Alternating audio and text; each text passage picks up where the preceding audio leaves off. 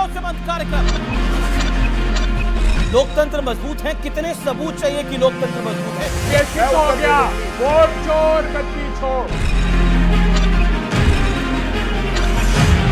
ना खत्म करेगी हवा ना आंधी, कांग्रेस को खत्म करेगा सिर्फ राहुल गांधी। अभी देखिए इनका लोकतंत्र, तो हमें बोलने इनका हटतंत्र, इनका लठतंत्र दूसरों को बोलने नहीं देगा, ये इनकी आदत है। हाथ खड़ा करे वो जिसको भारत के लोकतंत्र में गर्व है। 100% हाथ खड़े हैं। हो रही है वोट चोरी, क्या हो रही है वोट चोरी? आंख खोल के देखे दुनिया। बिल्कुल ठीक बोला तुमने। नहीं एक सेकंड खत्म कर रहे हैं डेमोक्रेसी को। ये जो है ना वही डेमोक्रेसी है, जिंदा है। अगर नहीं होता ना तो चिल्ला नहीं दे रहे थे आप।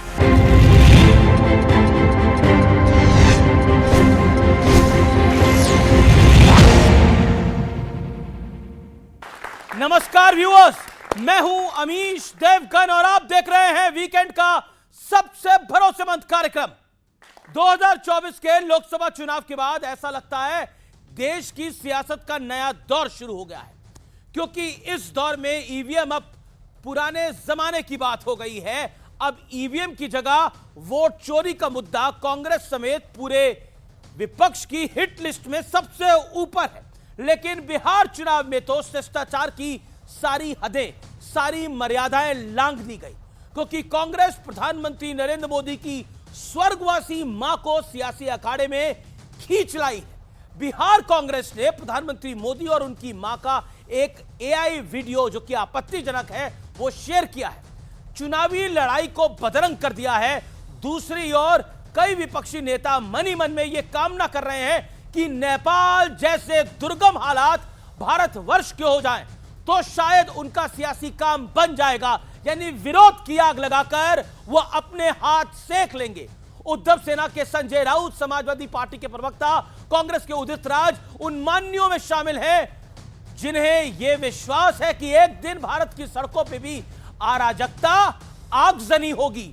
सोचिए, ये लोग दावा करते हैं कि मोदी के राज में देश में लोकतंत्र को खतरा है। सवाल है कि और कितना लोकतंत्र चाहिए जनाब? दंगों की कामना खुलेआम कर रहे हैं। एक स्वर्गवासी महिला को चुनाव में घसीटा जा रहा है, जिसका चुनाव से दूर दूर तक लेना देना नहीं है, या पॉलिटिक्स से लेना देना नहीं है। तो और वोट चोरी के नाम पर पूरी चुनावी प्रक्रिया पे ही प्रश्न लगाने का एक प्रयास हो रहा है, एक कुंठित गंदा प्रयास हो रहा है। आज का यही सबसे बड़ा सवाल है, लोकतंत्र को खतरा आखिर किससे है? जनता जनार्दन के बीच इसी मुद्दे पर होगी देश की सबसे बड़ी पॉलिटिकल बहस।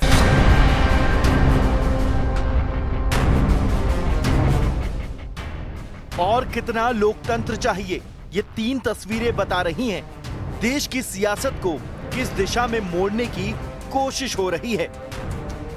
मेरी उस मां को, जिसका राजनीति से कोई लेना देना नहीं, जिसका शरीर भी अब नहीं है, मेरी उस मां को भद्दी भद्दी गालियां दी गई। एक बार फिर कांग्रेस ने प्रधानमंत्री मोदी की मां को सियासत में घसीटने की कोशिश की है। इस बार जरिया एआई वीडियो है। कांग्रेस की सोच ही हरकत के लिए पूरा बिहार गुस्से में है, पूरा देश गुस्से में है, और इसका जवाब कांग्रेस को मिलेगा। He is in politics and he needs to take everything, even a sense of humor of the opposition properly. And there is no humor in it. Actually, there is nasihat in this. किसी की माँ को, जिनका कोई राजनीति से लेना देना नहीं है, उनको अपमानित करने का काम कर रहे हैं। कुंठित मानसिकता से वो ग्रस्त है। ये फ्रॉड लोग हैं, ये चरित्रहीन लोग हैं जो इस तरह का काम कर रहे हैं। पहले हारते थे तो ईवीएम पर हंगामा खड़ा किया जाता था, अब वोट चोरी वाली थ्योरी दांव पर लगी है। सच्चाई है कि वोट चोरी करके सरकारें बन रही हैं। हम गारंटी करके आपको प्रूफ देने वाले हैं। बीजेपी के लोग एजिटेट हो रहे हैं, मैं उनसे कहना चाहता हूं, आप एजिटेट नहीं होइए, क्योंकि हाइड्रोजन बॉम्ब जब आएगा सारा का सारा साफ हो जाएगा। तो कांग्रेस की वोट बड़े पैमाने पर 84 से लेकर 14 तक 30 साल में ये गिरावट, बहुत बड़ी गिरावट आई। हालात ऐसे हो गए हैं, अब तो भारत में भी नेपाल जैसी हिंसा की कामना खुलेआम होने लगी है। ये आग जो है नेपाल में लगी है, ये तानाशाही के खिलाफ है। भारत की स्थिति भी ठीक नहीं है, तो सबको सावधान रहना चाहिए, मैं इतना ही कहूँगा। उनको डरना चाहिए जो नेपाल में हो रहा है। नेपाल की सिचुएशन कैसे खराब हुई, पहले कि हमारे वतन में भी ऐसी आग लगे, कॉन्स्टिट्यूशन का ख्याल रखे। नेपाल और बांग्लादेश की स्थिति यदि बनेगी, और मैं आपके चैनल पर ऑन रिकॉर्ड ये बात कह रहा हूं, सबसे पहले गांधी परिवार भागता हुआ नजर आएगा, उसके बाद जितनी परिवारवादी पार्टी है, चाहे वो उद्धव ठाकरे साहब हों, अखिलेश यादव साहब हों, स्टालिन साहब हों, लालू प्रसाद यादव साहब हों, ममता जी हों, एक आदमी इस देश में नहीं नजर आएगा। इन्हीं तमाम मुद्दों पर होगी देश की सबसे बड़ी बहस। आपका परिचय करा देते हैं आज हमारे मेहमानों से। गौरव भाटिया, प्रवक्ता भारतीय जनता पार्टी के, वरिष्ठ वकील भी हैं, जोरदार तालियों से अभिनंदन है। अभय दुबे कांग्रेस पार्टी के प्रवक्ता हैं, नेता हैं, खासतौर पर मध्य प्रदेश भोपाल से हमारे साथ आए हैं, उनका अभिनंदन है। मेरे साथ विवेक श्रीवास्तव है, सीनियर लीडर लेफ्ट के, उनका अभिनंदन है। सत्य प्रकाश मिश्रा है, उनका अभिनंदन है, जनता दल यूनाइटेड के। मेरे साथ सतीश के सिंह है, वरिष्ठ पत्रकार, उनका अभिनंदन है, पॉलिटिकल एक्सपर्ट है। आप तमाम लोगों का स्वागत है। लेकिन बहस का एजेंडा आज का आपको बता देते हैं क्या है। मोदी की मां के अपमान से तेजस्वी का खेल बिगाड़ेगी क्या कांग्रेस पार्टी, और हार पर हार विपक्ष को ईवीएम से वोट चोरी तक ले आई है। और तीसरा बड़ा एजेंडा, भारत में नेपाल जैसे हालात हुए तो परिवारवादियों को क्या देश छोड़ना पड़ेगा, जैसा बीजेपी सांसद निशिकांत दुबे ने कहा है। गांधी परिवार, यादव परिवार, ठाकरे परिवार, इनको देश छोड़ना पड़ेगा। और सीजेआई ने कहा कि हमें अपने लोकतंत्र पर गर्व है। विपक्ष इस बात से कितना सहमत है, तो लोकतंत्र पे आज की सबसे बड़ी चर्चा में आपका स्वागत है। गौरव भाटिया, लोकतंत्र कमजोर है, लोकतंत्र में तानाशाही है, लोकतंत्र में हिटलरशाही है, ये तमाम बातें कही जाती हैं। वोट चोरी हो रही है, बीजेपी कह रही है कि प्रधानमंत्री मोदी की मां को एक बार फिर कांग्रेस घसीट के ले आई है। क्या कहना चाहते हैं? और विपक्ष कह रहा है नेपाल जैसे हालात हो जाएंगे भारत में। देखिए, सबसे पहले तो मैं ये कहना चाहूंगा, भारत का लोकतंत्र सबसे मजबूत है, और अगर कोई कमजोर है और किसी को खतरा है ना, तो वो नकली गांधी जिन्होंने महात्मा गांधी का नाम चोरी किया है, उनकी जमानतें जब्त हो रही हैं। और भारत माता आज केवल इतना ही कह रही है, ना मैं गिरी, ना मेरी उम्मीदों के मीनार गिरे, लेकिन मुझे गिराने में ये कांग्रेसी 100 बार गिरे। तो हमारा लोकतंत्र इतना मजबूत है। मैं पहले लोकतंत्र वाले मुद्दे पे आपको बता दूं, जब डॉक्टर BR अंबेडकर जी संविधान दे रहे थे भारत को, उन्होंने एक बात कहा था, यह संविधान जितना भी अच्छा हो, अगर जो लोग इसे चलाएंगे वो अच्छे नहीं है तो यह संविधान फेल हो जाएगा। लेकिन अगर संविधान में कमी भी होगी, जो लोग कुर्सी पे बैठेंगे वो अच्छे होंगे, तो यह संविधान मजबूत होता चला जाएगा। और आप जानते हैं, आजादी के बाद हमने देखा है, कभी यहां पे राष्ट्रपति शासन नहीं लगाया गया इस तरह से कि कोई तानाशाह आ जाए। यहां पे कभी ऐसा नहीं हुआ। हां, आपातकाल को छोड़ के ये लोकतंत्र खत्म होना होता है कि आदमी घर से निकला, बीवी ने कहा सब्जी ले आइए, उसको पकड़ा और नसबंदी करा दी। और 2 लाख से ज्यादा लोग जो है आपने जेल में भर्ती कर दिए थे, केवल इसलिए, क्यों जेल में डाला? क्योंकि आपका विरोध करते थे। और मैं नरेंद्र मोदी जी की मां पे एक बात जरूर कहूंगा, जब मैं इस चर्चा के लिए आ रहा था, मैंने कल वो AI वीडियो देखा, मुझे इसलिए पीड़ा हुई, मैं आपको बताऊं, कि किसी की मां के लिए कभी अपशब्द ना कहना। अगर राहुल नकली गांधी है ना अपने नाम के, तो मोदी जी के सामने खड़े हो जाए। ना खत्म करेगी हवा ना आंधी, कांग्रेस को खत्म करेगा सिर्फ राहुल गांधी, ये याद रखें। ओके, अभय दुबे, अब आपकी बारी है। अभय दुबे, आप कहते हैं लोकतंत्र नहीं है, लोकतंत्र नहीं है, लोकतंत्र नहीं है, मतलब मोदी की मां का अपमान, मोदी को डेली गाली, और कितना लोकतंत्र चाहिए? नेपाल बनाने की कामना, आपके बड़े नेता हैं, राहुल गांधी के करीबी हैं उदित राज, वो कहते हैं नेपाल बनेगा भारत। दिवंगत मां मोदी जी को सपनों में आती है, मां पर राजनीति न करने का पाठ पढ़ाती है। बिहार की नौजवान पीढ़ी बेरोजगारी की आग में झोंक दी जाती है, जनता पलायन के लिए मजबूर की जाती है। मोदी जी की मां मोदी जी के सपनों में आती है और मोदी जी को 70,000 करोड़ रुपए की लूट न करने का पाठ पढ़ाती है। बिहार में आप कल्पना नहीं कर सकते क्या किया 20 साल की सरकार ने। बाबा साहब अंबेडकर जी का जिक्र किया। अब ये मैं आप पर छोड़ता हूं, आप इस बात का मूल्यांकन कीजिए कि क्या कांग्रेस पार्टी या भारतीय जनता पार्टी जिम्मेदार है। प्रधानमंत्री जी ने शपथ लेते ही सबसे पहला निर्णय लिया, एक के बाद एक 3 अध्यादेश लेकर आए, किसानों की जमीन छीनने के काले कानून, किसानों के लिए काले क्रूर कानून लेकर आए, नोटबंदी का दंश इस देश को दिया, इलेक्टोरल बॉन्ड का स्कैम इस देश को दिया, 5,38,000 करोड़ रुपए की लूट एनसीएलटी स्कैम में की गई। एक के बाद एक सत्ता की सरपरस्ती में विजय माल्या, संदेशरा बंधु, सरदेसाई, मेहुल चोकसी, हमारे नीरव भाई, सबको सत्ता की सरपरस्ती में यहां से भगा दिया गया। और आज जो दंश दे रहे हैं वो एसआईआर का दंश दे रहे हैं। दोस्तों, प्रजातंत्र कमजोर कब होता है? जब मनमानी करके कानून पास करा लिए जाते हैं, उन पे डिबेट नहीं होती पार्लियामेंट्री कमेटी को। आज जो कानून भेजे जाने चाहिए उसका प्रतिशत सिर्फ 17% रह गया। स्टेक होल्डर का कंसल्टेशन नहीं होता, आप लोगों से राय नहीं ली जाती कानून बनाने के लिए। ये मनमाना तंत्र स्थापित करने की जब भी कोशिश होगी तो जब आपकी सरकार होती थी, उस युग में भी गांधी खड़ा हुआ था और इस युग में भी गांधी खड़ा होगा। नहीं, पर 1.5 मिनट हो गया आपको।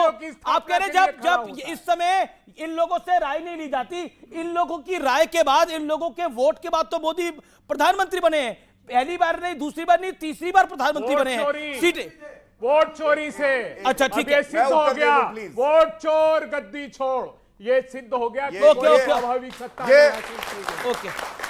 ये जो भाषा का प्रयोग कर रहे हैं ना, 62 साल बाद ऐसा हुआ, 3 बार लगातार चुनाव किसी ने जीता, जनता के आशीर्वाद से, आपके आशीर्वाद से, तो श्री नरेंद्र मोदी जी ने जीता। अगर ये कहते हैं वोट चोर, तो सबसे बड़ा डकैत कोई है तो वो राहुल गांधी, सोनिया गांधी और गांधी परिवार है। क्यों कोई? मैं बताता हूं, ये डकैत है, ये डकैत है, आए हैं भारत माता की डकैती करने, और इनको कान से पकड़ के रगड़ के पाकिस्तान ना फेंका। अगर हमारे प्रधानमंत्री के लिए अपशब्द कहे तो मेरा नाम गौरव भाटिया नहीं, ये जनता जनता नहीं। अब मैं बताता हूं, भारत के लिए कहना विदेशी धरती पे डेमोक्रेसी इज डेड। पूरे विश्व में सबसे ज्यादा वोट कहीं पड़े और सरकार बनी तो भारतीय जनता पार्टी की बनी, भारत में पड़े। डेमोक्रेसी इज डेड कैसे? और सुनिए, इनकी गलती नहीं है, मुझे इनकी कोई गलती नहीं लगती। राहुल गांधी ने फैला दिया है रायता और साफ करने में कोई नहीं कर रहा है इनकी सहायता, इसीलिए यह हाल है। आपने क्या सवाल किया? आपने सवाल किया अमीश भाई कि नरेंद्र मोदी जी की माता जो दिवंगत हैं, उनके लिए अब शब्द कहना सही है या नहीं? एक मुंह से एक शब्द नहीं निकला। मैं क्या बीच में नहीं बोलिए, अबे भाई बीच में मत बोलिए। बताइए, मां की गाली तो दी गई ना? किसने दी? बताइए ना, आपकी सरकार है वहां, आकर बताइए, कटघरे में खड़ा कीजिए, कौन है वो? नहीं, वो कांग्रेस पार्टी का कोई नेता नहीं था, चलिए, आरजेडी का कोई नेता नहीं था। इनकी सरकार ने बताया, इनकी सरकार ने बताया कि वो सिंपैथी रखता है। बोल लिया उन्होंने। मैं एक बात बोलता हूं, सुनिए, इन्होंने नहीं बोला कि गलत है, मैं कहता हूं इतना कुछ कहा है आदरणीय प्रधानमंत्री जी की माता जी के लिए, लेकिन सोनिया गांधी के लिए एक गलत शब्द नहीं कहूंगा। वो हमारे भारत की अब बेटी बन गई हैं, और अगर उन पे कभी आंच आई तो यही प्रधानमंत्री नरेंद्र मोदी जी खड़े रहेंगे। ये चरित्र है एक भारतीय का जो ये समझेंगे नहीं। और सुनिए, और जब ये कहते हैं, अब आखिरी लाइन है, 1 मिनट बस, अभी भाई 10 सेकेंड और लूंगा, विवेक भाई इजाजत भी दे देंगे, ही इज लेफ्ट आउट, थोड़ी देर और इंतजार करेंगे उसके बाद। सुनिए, सपने में आई एआई वीडियो बनाया, तो मैं भी बताता हूं, सपने में आएंगे राहुल गांधी के भी। नेहरू जी कह गए इंदिरा से, नेहरू जी कह गए इंदिरा से, ऐसा पोता आएगा कांग्रेसियों के लिए बॉस कहलाएगा, लेकिन दुनिया में गधा कहलाएगा। नहीं देखिए, राहुल गांधी क्यों बोलिए रीजन। अच्छा रुकिए, रीजन बताइए क्यों बोला आपने? 1 मिनट रुकिए, बताइए जल्दी। नहीं सॉरी, आई आस्क कमीज देवगन, आपने क्यों बोला कि गलत है? बताइए, मैं जानना। गलत ये है कि नहीं, किसी को गधे से डिनोट करना गलत है। अच्छा, और सरेंडर मोदी कहना गलत है, वो भी गलत है। मैंने उस पर भी टोका है, इसलिए मैंने भी टोका है कि गधे, यहाँ पे इंसान अच्छे हैं, गधे घोड़ों का क्या काम? ओहो, तो जब आप नरेंद्र मोदी जी के लिए अब शब्द कहेंगे ना, मैं वो भी सोनिया गांधी जी के लिए तो नहीं कहूंगा, लेकिन जिसने ये करा है, जिसके इशारे पे हुआ है, बिल्कुल उसको आईना दिखाऊंगा। और सुनिए, आपको एक अच्छी बात बताता हूं, विवेक भाई हैं, हमारा विरोध करते हैं, लेकिन आज पूछिए इनसे, जो शब्द उनकी माता जी के लिए कहे जा रहे हैं, नरेंद्र मोदी जी के लिए कहे जा रहे हैं, क्या ये सकारात्मक राजनीति है? ओके, देखिए कार्यक्रम को शुरू हुए काफी मिनट हो गए, 10-12 मिनट, 2 ही गेस्ट बोले। Okay Vivek, your turn. देखिए, आपने बड़ा अच्छा बोला कि मिसेस सोनिया गांधी के खिलाफ अगर कोई अपशब्द कहेगा आप निंदा करेंगे, आप लड़ेंगे। निंदा नहीं, लड़ेंगे, लड़ेंगे। मोदी जी लड़ेंगे। ये इस बात का मैं स्वागत करता हूं। धन्यवाद। कुछ शब्द पहले बोले गए, मोदी जी वाले पे मैं आपका उत्तर चाहता हूं। बिल्कुल, विवेक की बारी है, 50 सेकंड दे दीजिए ना। मैं इस बात का स्वागत करता हूं कि ruling party Bharatiya Janata party के प्रवक्ता कह रहे हैं मिसेस सोनिया गांधी भारत की बेटी हैं और अगर उनके खिलाफ कोई अपशब्द बोलेगा तो इनको घोर आपत्ति है, ये लड़ेंगे। स्वागत करता हूं मैं आपका। लेकिन आपको नसबंदी से प्रॉब्लम क्या है? मेरे को नहीं प्रॉब्लम, आपको नसबंदी से आप एक बात आइए, विवेक भाई घर से निकले, अब देखिए, बस्ता लेके सब्जी लाएंगे और इनकी पकड़ के नसबंदी करा दे तो मुझे दिक्कत होगी ना? नहीं, क्यों नहीं होगी? अपनी मर्जी से करा दो। अब आप सुनिए, नसबंदी से आपको दिक्कत नहीं है। उस वक्त हो गई होती तो कुछ गधे आज होते नहीं, समझे आप? कुछ गधे छूट गए। मैं आपत्ति दर्ज करता हूँ, राजीव गांधी के लिए ऐसे शब्द नहीं कह सकते। नहीं कह सकते ऐसे शब्द। राजीव गांधी की नसबंदी कराने की बात कर रहे हैं प्रवक्ता, कैसी बात कर रहे हैं? कुछ गधे सबसे बड़ा गधा कौन है? राहुल गांधी है। मेरा निवेदन है, प्लीज तीन बरोबर कांग्रेस प्रवक्ता से भी अपील करता हूं, भारतीय जनता पार्टी की प्रवक्ता से भी अपील करता हूं, प्लीज हमें ना गधों की जरूरत है, ना घोड़ों की जरूरत है, ना और किसी की जरूरत है। हमारे यहाँ बहुत अच्छे लोग हैं, आप बहुत सम्मानित मेहमान हो। मेरा निवेदन है हम एक भाषा पे नियंत्रण रखें। ओके, बोलिए प्लीज। मेरे को बिल्कुल पसंद नहीं आ रहा। चाहे हमारे ऑनरेबल प्राइम मिनिस्टर हो या लीडर ऑफ अपोजिशन हो, ये एक पॉपुलर डिबेट है। देश देखता है, लोग देखते हैं, हमारी मर्यादा भी होनी चाहिए। वो गलत है कि नहीं? जो अच्छा,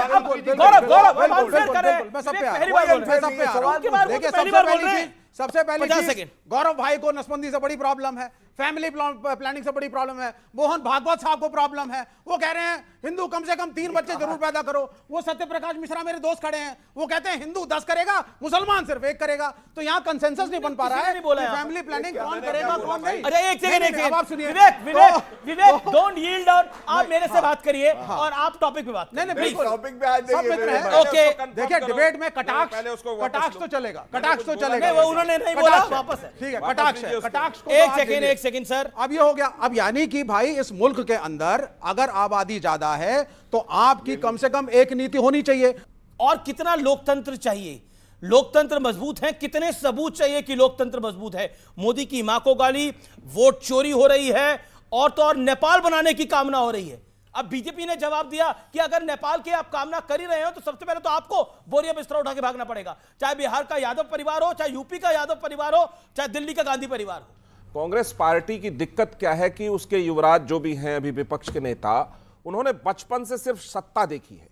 दादी प्रधानमंत्री थी, उनकी गोदी में खेले, पिताजी प्रधानमंत्री थे, विदेश और स्टीफेंस में पढ़ने चले गए, और सरकारें देखी मनमोहन सिंह की जो सुबह शाम अटेंडेंस लगाने 10 जनपद पहुंच जाते थे, तो उन्होंने ऐसी तानाशाही और जमींदारी व्यवस्था, सामंती सोच वाली सत्ता देखी जहां लोकतंत्र की कीमत उनको पता ही नहीं है। और जब जनता ने उनको सत्ता से हटा दिया है वोट से, और ये वोट चोरी कहने लगते हैं, क्यों?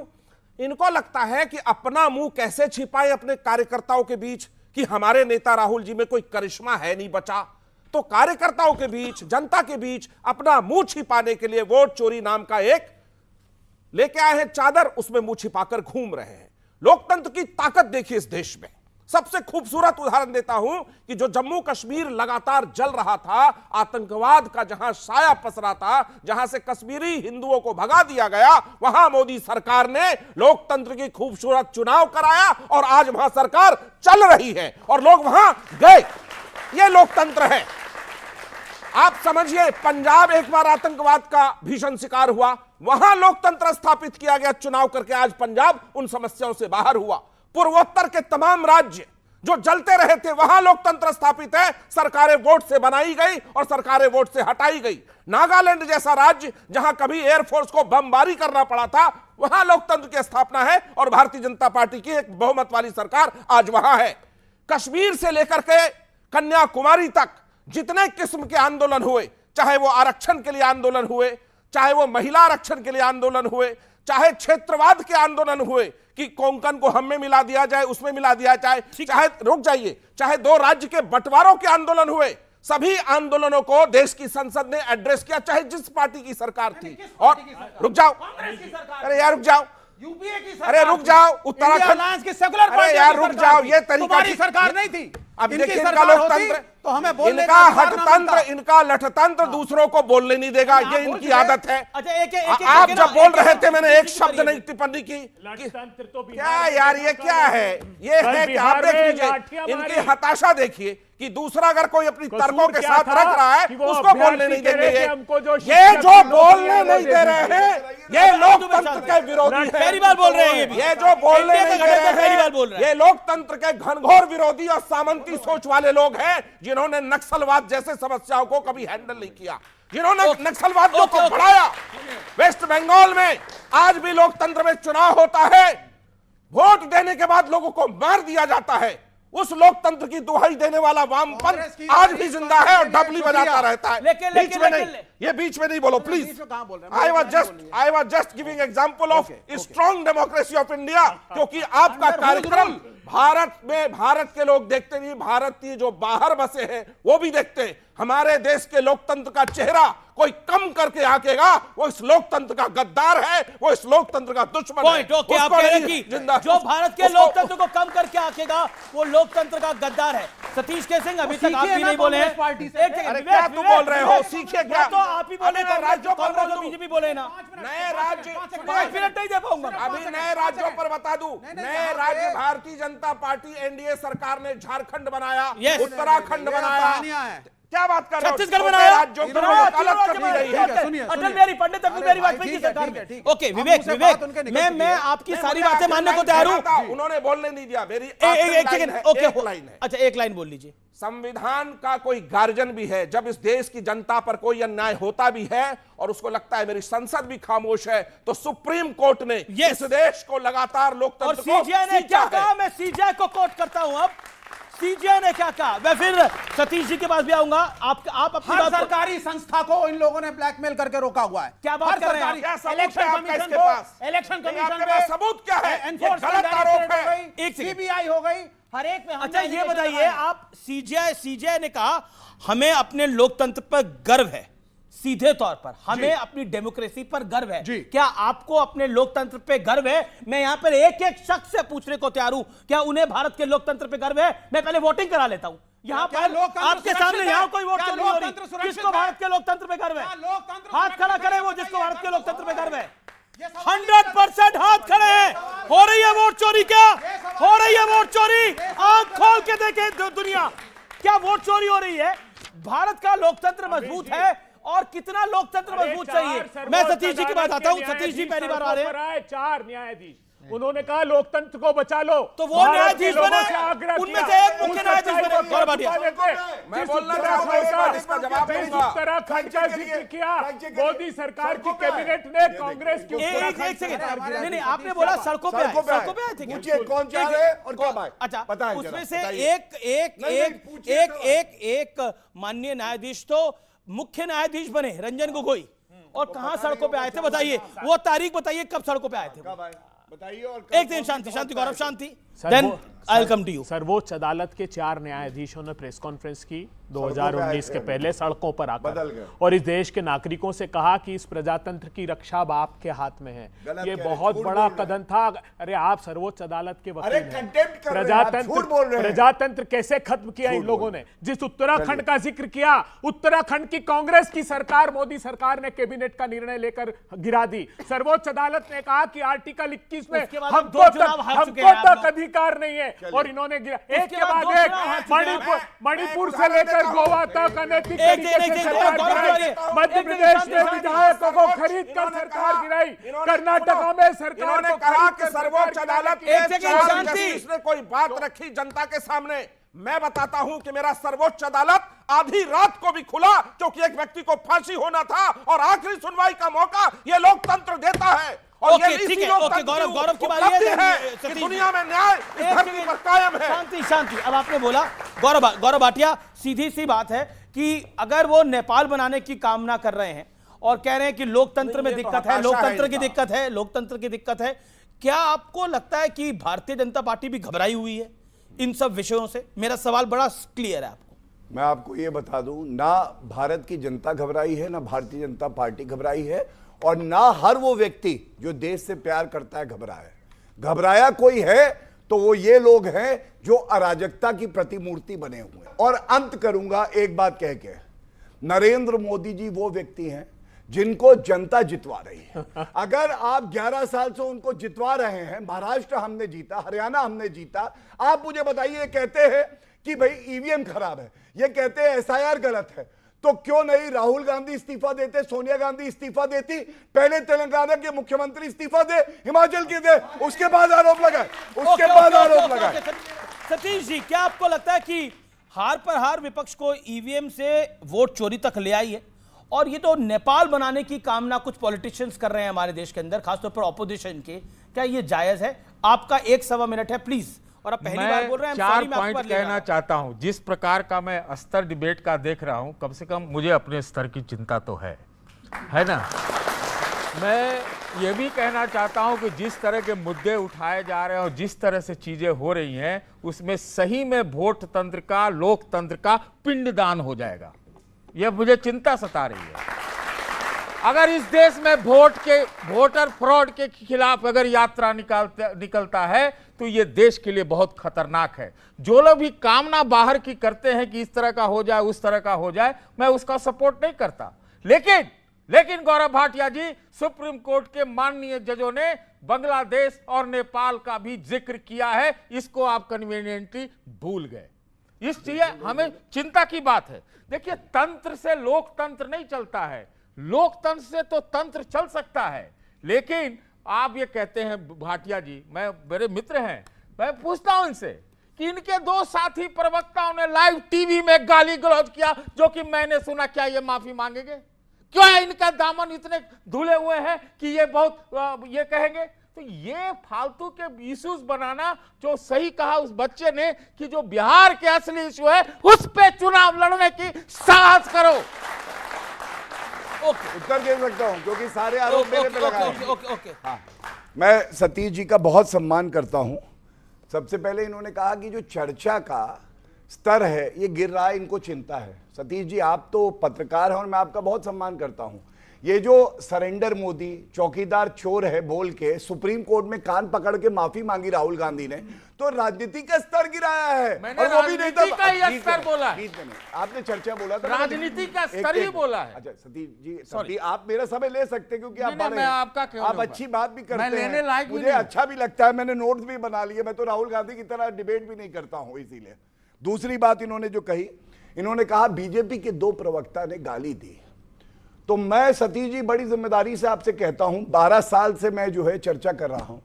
मेरे स्वर्गीय पिताजी, मेरी माताजी, कोई ऐसा व्यक्ति नहीं बचा जिसके लिए गालियां ना दी गई हो। लेकिन डंके की चोट पे कहता हूं, भाजपा में यह सीखा कि 100 बार खंजर से वार भी करे, किसी की माता पिता के लिए आज तक एक शब्द नहीं कहा, और अगर कहा हो तो सार्वजनिक जीवन से मैं इस्तीफा देके अपने घर बैठ जाऊंगा। यह फर्क है हमारे और कांग्रेस में। तीसरी बात, आपने कहा वोट फ्रॉड की। मैं सतीश जी आपसे एक बात पूछना चाहता हूं। हम लोग अपनी बात कहेंगे, ये अपनी बात कहेंगे, और आइडियल ये है इलेक्शन कमीशन ऑफ इंडिया पे सबका विश्वास होना चाहिए। लेकिन मान लीजिए नहीं है, सुप्रीम कोर्ट में तो विश्वास होना चाहिए ना, सुप्रीम कोर्ट में बिल्कुल होना चाहिए। अगर सुप्रीम कोर्ट में मामला लंबित है और राहुल गांधी उसके बाद प्रदर्शन कर रहे हैं और रोक नहीं लग रही, उसके बाद गलत कह रहे हैं इलेक्शन कमीशन ऑफ इंडिया को, मैं समझता हूं इससे ज्यादा संविधान कोई नहीं कर रहा है। जवाब देने का मौका बिल्कुल मिलेगा आपको सतीश जी। मैं एक स्वतंत्र व्यक्ति हूं। जिस तरह से चुनाव आयोग और चुनाव आयोग के लिए भारतीय जनता पार्टी ने इतने ताबड़तोड़ चौके छक्के मारे, उससे सवाल पैदा होता है। एक मिनट बीच में नहीं, सुन लीजिए मेरी बात। कौन सा? ये उन्होंने कोई बहुत अच्छा जवाब जो चुनाव आयोग ने प्रेस कॉन्फ्रेंस किया वो नहीं दिया, और आप लोग इस चीज से क्यों डर गए कि संसद में चर्चा नहीं होनी चाहिए? मैं कहता हूं कि प्रधानमंत्री को राष्ट्रीय टेलीविजन पर आना चाहिए, देश के नाम संदेश देना चाहिए कि सब कुछ स्वच्छ है। किस बात का संदेश देना चाहिए प्रधानमंत्री को? मैं कह रहा हूं कि चुनाव को लेकर एक बात बताइए विवेक आपसे, वोट को लेकर। अरे भाई आ रहा हूं, अभी तुम्हें आ रहा हूं, अरे वोट अभी तुम्हें आ रहा हूं, विवेक को ले रहा हूं 10 सेकंड के लिए। विवेक, एक सवाल है मेरा, एक सेकंड, ऑडियोज डाउन। एक विवेक, एक बात बताइए, अभी रिसेंटली वाइस प्रेसिडेंट इलेक्शन था, हाँ या ना? हाँ था। एक रैपिड फायर राउंड करेंगे आपके साथ। वाइस प्रेसिडेंट चुनाव था, हाँ या ना? हाँ था। इंडिया गठबंधन को वोट कम आए, हाँ या ना? हाँ वोट कम आए हमारे। वोट कम आए। अच्छा, राहुल गांधी कहाँ थे? छुट्टी पे थे, हाँ या ना? हाँ हॉलिडे पे थे। हॉलिडे पे थे। अच्छा एक बार बताइए, यहां पर चुनाव था, वो 4 दिन छुट्टी मना रहे थे और चुनाव हार गए। चुनाव में मतलब जो एस्टिमेटेड वोट था उससे भी कम आया।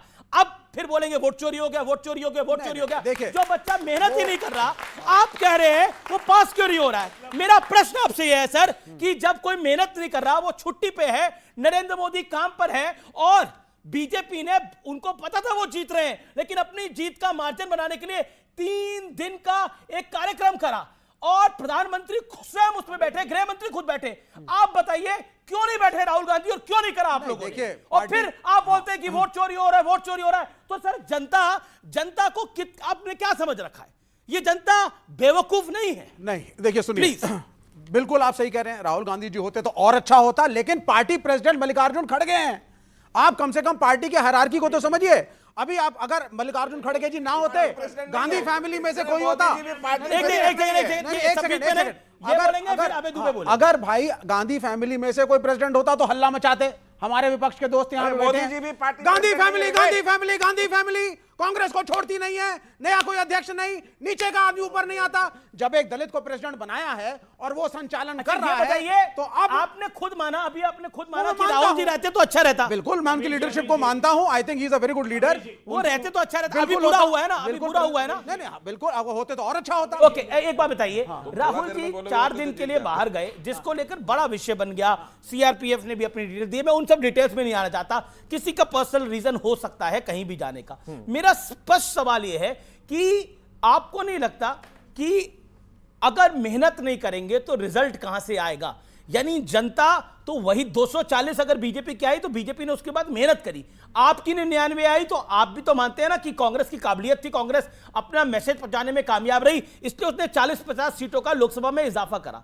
मतलब बीते 2 दशक में कांग्रेस की अच्छी परफॉर्मेंस है 99 सीटों वाली, फिर भी आप ये बात कह रहे हैं कि वोट चोरी हो रही है, वोट चोरी हो रही है, और मेहनत करते नहीं है। ये एक प्रश्न आया है और वो खुद कह रहे हैं कि अगर होते तो अच्छा होता। आपका नाम क्या है व्हाइट शर्ट में? पीयूष।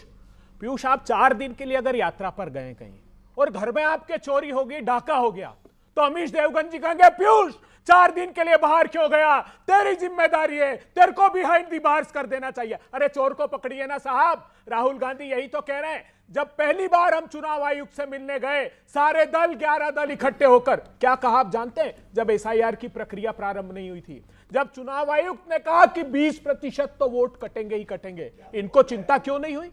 इनको चिंता नहीं सताती थी क्योंकि इनकी 60 गांठ थी। उसके बाद क्या हुआ? एक के बाद एक सुप्रीम कोर्ट ने 3 बार कहा इलेक्शन कमीशन को कि आप आधार को जो 11 डॉक्यूमेंट है उसके अलावा दस्तावेज मानिए।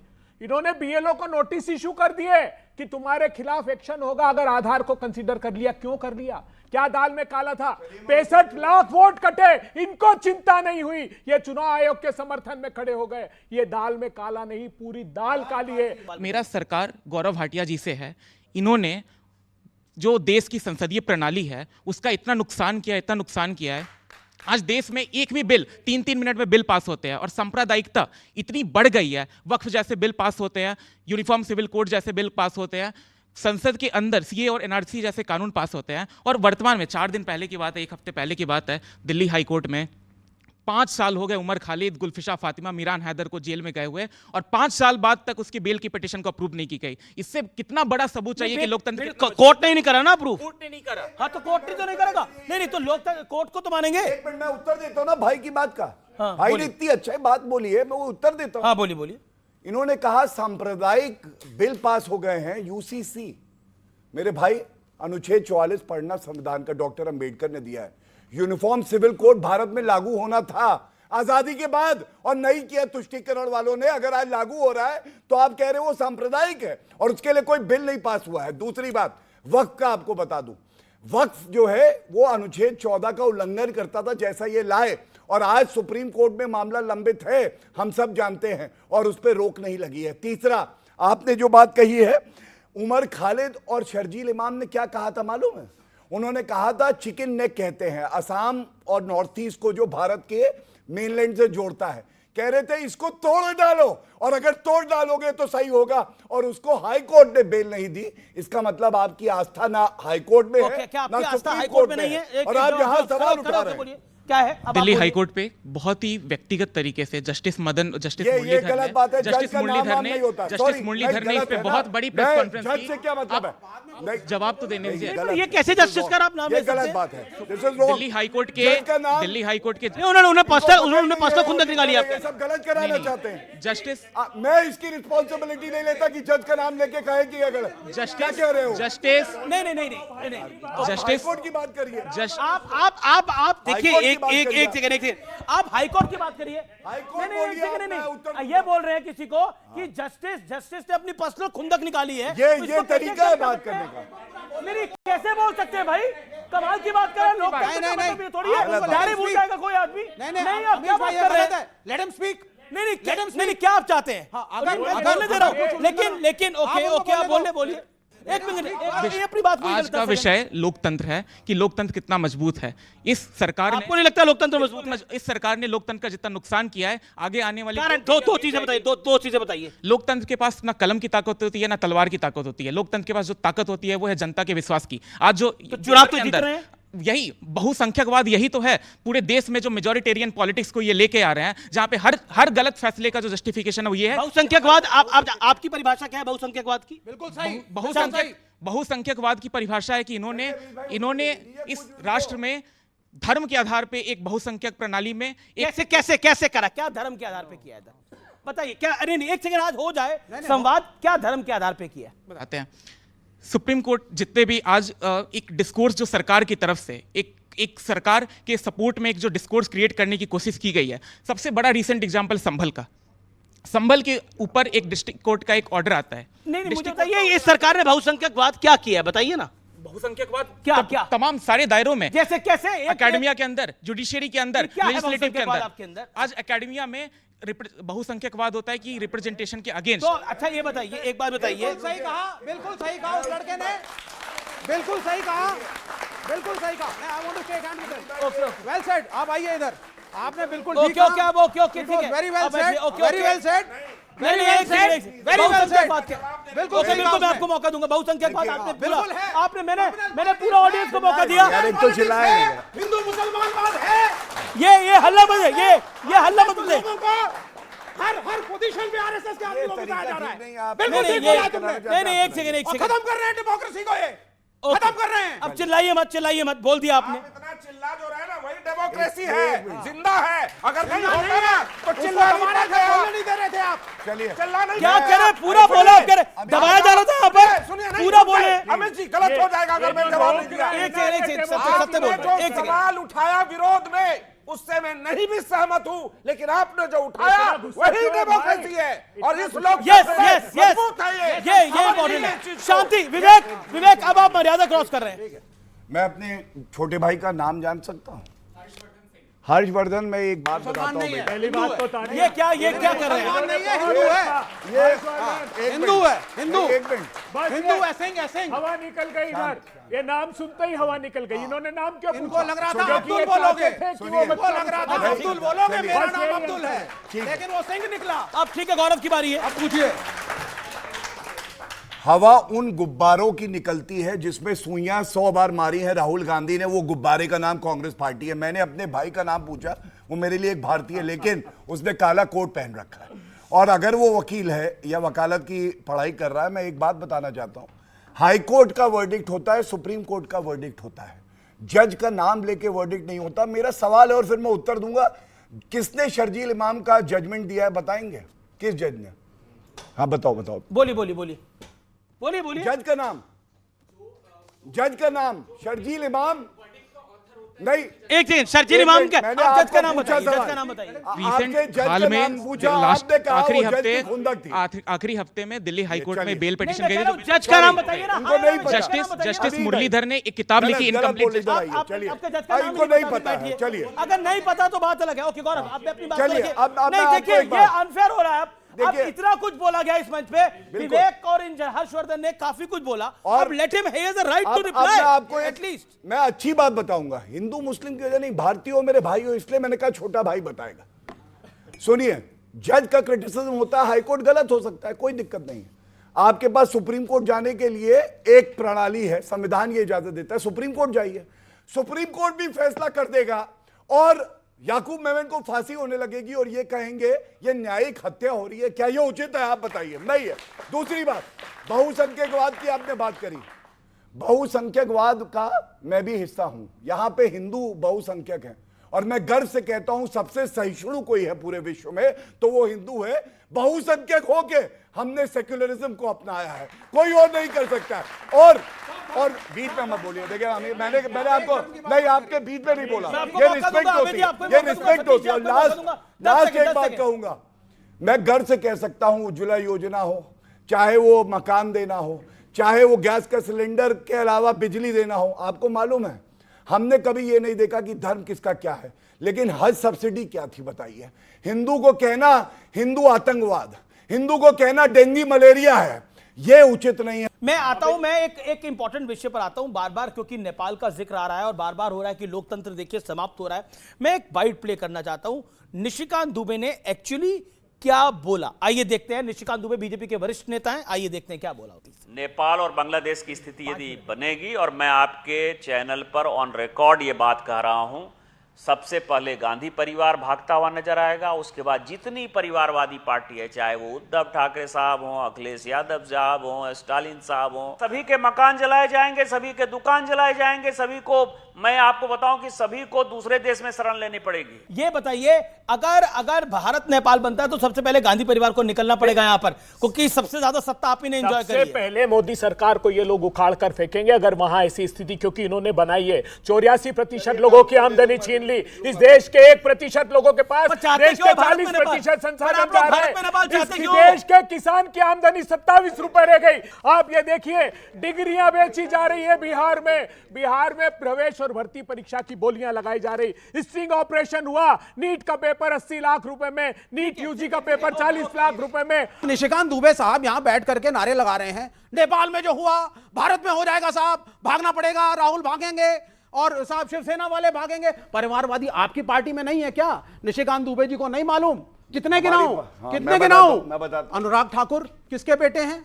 अरे बीजेपी जिन्होंने ज्यादातर सत्ता ली है, आप जो है जिन पे ज्यादा करप्शन के आरोप है वही उन्हीं को भागना पड़ेगा। अच्छा, यानी गांधी परिवार पे आरोप है तो वो भागेंगे, ठाकरे भागेंगे, पवार भागेंगे, बादल भागेंगे, अजीत पवार यादव भागेंगे, लालू यादव या मुलायम सिंह यादव का परिवार, शुभेंदु अधिकारी नहीं भागेंगे, हेमंत बिश्व शर्मा नहीं भागेंगे। ये सब सुनिए सर, आपने नेपाल आपने कहा, विवेक आपने इलेक्शन नाम दिया। विवेक एक इत्मीनान से जवाब दीजिए, भारत में नेपाल चाहते क्यों है? ये जेनजी हैं, ये लोग भी, ये लोग चाहते हैं। आप में से भारत में नेपाल कौन चाहता है? हाथ खड़ा करे। आप चाहते हैं नेपाल बन जाए? मैं जान लेता हूं भाई, क्यों चाहते हैं भारत में नेपाल बन जाए? खड़े होइए, क्यों चाहते हैं भारत में नेपाल बन जाए? और कौन नहीं चाहता भारत में नेपाल बने, वो भी अपना हाथ खड़ा करे। देखिए, आप क्यों चाहते हैं भारत में नेपाल बने? मैं ये नहीं चाहता भारत में नेपाल बने। मैं ये चाहता हूं कि जो भारत का युवा है वो भी आंखें खोलकर भारत की राजनीति को देखे, करप्शन को देखे और उसके खिलाफ आवाज उठाए। व्हाट्सएप यूनिवर्सिटी से ग्रेजुएट ना हो, अच्छे कॉलेजेस से ग्रेजुएट हो, किताबें पढ़े इंस्टेड ऑफ व्हाट्सएप फॉरवर्डर्स पढ़े। आप ज्ञान दे रहे हैं कि किताबें पढ़े, सर ज्ञान ही तो नहीं है इनके पास। जो अगर ज्ञान होता तो ये नहीं खड़े होते। उनके पास तो है ना सर, उनके पास तो है ना सर। अच्छा। वो शायरियां सुना के तालियां बटा, लॉजिकल बात कर लो। एक आदमी पूरे बिहार इलेक्शन में नहीं कह रहा है कि हम जॉब दिलवाएंगे। कोई मोदी की माँ की बात कर रहा है, कोई किसी की बुआ की बात कर रहा है। जॉब्स कहाँ है बिहार में? सबसे ज्यादा अनएम्प्लॉयमेंट महाराष्ट्र जा रहे हैं, वहां से भगाए जा रहे हैं, हरियाणा जाते हैं वहां से भगाए जा रहे हैं, पंजाब जा रहे हैं वहां से भगाए जा रहे हैं। बिहारियों के लिए बात कौन कर रहा है? कोई नहीं। मोदी, सुनिए, जब मोदी जी की माँ की डेथ हुई थी तब कर्नाटक में भाषण दे रहे थे, तब आप लोग बड़ी तारीफ करते, अरे वाह मोदी जी कितने अच्छे हैं, देश के लिए सोच रहे हैं, कर्नाटक में हैं, माँ की मृत्यु पे भी नहीं गए। और अब वो अपनी माँ का वो श्राद्ध करने पहुंचे हैं तो भी आप लोग कितने अच्छे हैं मोदी जी, माँ का श्राद्ध करने। जब बिहार में इलेक्शन तभी श्राद्ध की याद आ रही है क्या? जब माँ की मृत्यु से छोटा भाई वहां श्राद्ध करने गया था। पितृपक्ष अभी चल रहा है, ये पितृपक्ष चल रहा है, तो पितृपक्ष पे ही बिल्कुल मैं आपको मौका दूंगा। लेकिन मैं चाहता हूं ऑडियंस से कोई इनको जवाब दे। कौन देना चाहता है, जो खड़ा होकर जवाब देना चाहता है ऑडियंस में से? क्या जवाब देना चाहते हैं? मैं इनको ये बोलना चाहूंगा कि नेपाल, अगर नेपाल कैसे बनेगा? आपने श्रीलंका में देखा, आपने बांग्लादेश में देखा, वो वैसा नहीं हो गया। जेनजी ऐसे नहीं बन जाता। सोशल मीडिया बैन हो रहा है, उसके पीछे कुछ और रीजन है। जो बोल रहे हैं लोकतंत्र, जो उन्होंने बोला कि माँ का श्राद्ध पितृ में ही होता है, उसके पितृपक्ष में ही होता है, इसीलिए वहां पे गया है। ये नहीं कि आप माँ मर गई है इसकी वजह से आप भाषण छोड़ के वहां पे नहीं आ सकते ना। जी। ओके, आप क्या बोलना चाहते हैं? बोल दीजिए, खड़े होके। बस एक लाइन कि विरोध होना चाहिए, विद्रोह नहीं। विरोध होना चाहिए, विद्रोह नहीं। बहुत इंपॉर्टेंट लाइन बोली है। ओके विवेक, मैं आपके बताऊंगा सत्यप्रकाश मिश्रा। मैं एक सेकंड, सत्यप्रकाश मिश्रा और सतीश के सिंह। आपकी एक लाइन थी, आपने कहा साहब इलेक्शन जीतते चले आ रहे हैं, लोगों का प्रेम इनके साथ है। इलेक्शन तो नेपाल में भी जीत रहे थे ना, लेकिन अगर आप वॉइस ऑफ डिसेंट को दबाएंगे, प्रोटेस्ट नहीं होने देंगे, युवाओं को प्रश्न नहीं पूछने देंगे, अपोजिशन को साइड में बैठो, पूछ तो रही है। ओके गौरव भाटिया, मैं आपका रुख करता हूं। Okay make your point. Thank you. देखिए राहुल गांधी के विदेश जाने को विषय क्यों बनाते हैं? वो पर्सनल ट्रिप पे गए, आपको क्या प्रॉब्लम है?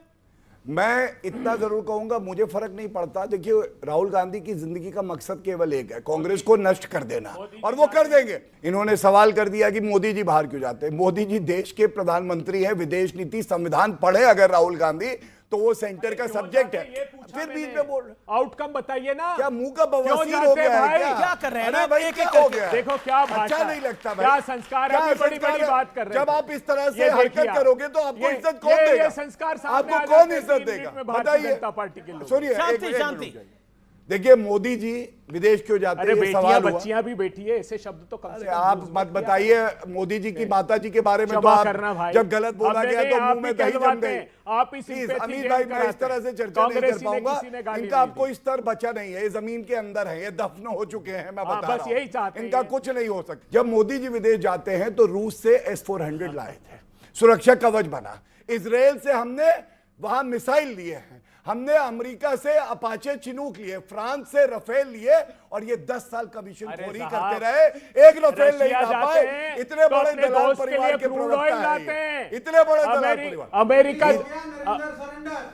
नरेंद्र सरेंडर फिर भी हो गया, नरेंद्र सरेंडर। पाकिस्तान को घुस कर ठोका उस व्यक्ति का नाम है मोदी। आपको लगती है हम वहां भी लाए, यही सब करके विवेक और कांग्रेस में आपको कह रहा हूं, यही सब करके आप नरेंद्र मोदी को जितवा रहे हैं। आपका फिलहाल बहुत बहुत धन्यवाद। आप तमाम लोगों के लिए बहुत बहुत धन्यवाद। फिलहाल इतना ही, नमस्कार।